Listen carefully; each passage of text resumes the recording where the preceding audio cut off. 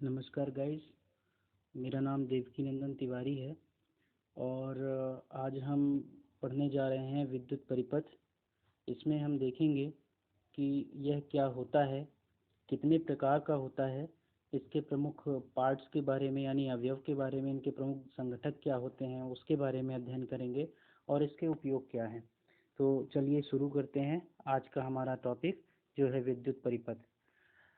सबसे पहले देखेंगे कि विद्युत परिपथ होता क्या है। तो इसके अंतर्गत समझने के लिए देखते हैं कि विद्युत धारा के सतत एवं बंद पथ को विद्युत परिपथ कहा जाता है। अर्थात आप जैसे प्रस्तुत चित्र में देख सकते हैं कि चित्र नंबर फर्स्ट में देखिए, इसमें एक सेल है, यहाँ पर एक कुंजी लगी हुई है जिसको कहा जाता है स्विच, और यह एक बल्ब है। तो यहाँ से सोर्स से लेकर के जो आपकी बैटरी है, यहाँ से डेस्टिनेशन तक, बल्ब तक जाने के लिए और बल्ब से वापस सेल तक पूरा का पूरा तार एक दूसरे से जुड़ा हुआ है। अतः इसमें से धारा प्रवाहित होगी। दूसरी ओर हम देखते हैं कि सेल से बल्ब तक यानी सोर्स से डेस्टिनेशन तक आपका जो पूरा का पूरा वायर है वो पूरी तरह से जुड़ा हुआ नहीं है। जैसा कि आपको यहाँ पर दिख रहा होगा, यहाँ पे थोड़ा सा तार छूटा हुआ है। अतः इसमें से विद्युत धारा कहीं से भी प्रवाहित नहीं होगी। इस आधार पर हम कह सकते हैं कि हमारा जो विद्युत परिपथ होता है वह बेसिकली दो प्रकार का होता है। पहला होगा बंद विद्युत परिपथ यानी क्लोज इलेक्ट्रिक सर्किट, जो कि ये है आपका, और एक होता है ओपन इलेक्ट्रिक सर्किट। तो ओपन इलेक्ट्रिक सर्किट कौन सा होगा आपका? ये वाला।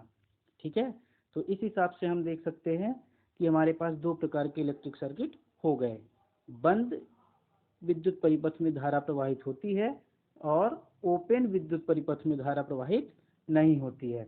यह सर्किट का दूसरा रूप कुछ इस प्रकार का होता है, जिसको अमूमन डायग्राम के रूप में पेपर में दिखाया जाता है। यह कुछ प्रतीक चिन्ह होते हैं, जैसे ये सप्लाई का प्रतीक चिन्ह होता है, ये आपका बल्ब का प्रतीक चिन्ह है, या फिर कोई भी आपका लोड है जैसे पंखा है, टीवी है आदि कई प्रकार के इक्विपमेंट्स होते हैं, उसको इससे प्रदर्शित करते हैं। यहाँ पर बेसिकली इसको हम लैंप के रूप में लिए हैं। और ये कुंजी होती है। जब कुंजी पूरी तरह से जुड़ी हुई होगी तो आपकी धारा यहाँ से यहाँ तक पूरा प्रवाहित हो सकता है। लेकिन अगर यहीं से आपका ये सर्किट जो है ओपन होगा, अर्थात कहीं से भी अगर एक छोटा सा पॉइंट हो जहाँ से ये टूटा हुआ होगा, तो इसमें से धारा प्रवाहित नहीं होगी। आगे चलकर हम देखते हैं कि ये फिर से आपको ओपन और क्लोज बिल्कुल सर्किट के बारे में बताया गया है कि देखिए जिस प्रकार से स्विच ओपन है यहाँ पर, तो ये बल्ब बुझा हुआ है, और यहाँ पर जो है ये पूरा का पूरा क्लोज सर्किट बना हुआ है, तो यहाँ पे बल्ब जलता हुआ दिखाया गया है।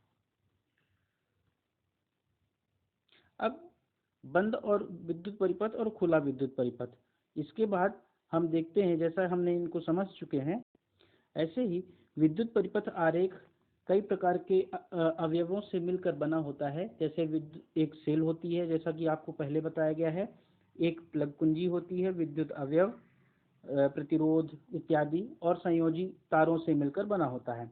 विद्युत परिपथों का प्राय ऐसी व्यवस्था आरेख खींचना सुविधाजनक होता है, जिससे जैसा कि हमने पहले की सर्किट में देखा है कि हम उस परिपथ को बाकायदा ऐसे डायग्रामेटिकली इस रूप में बना सकते हैं।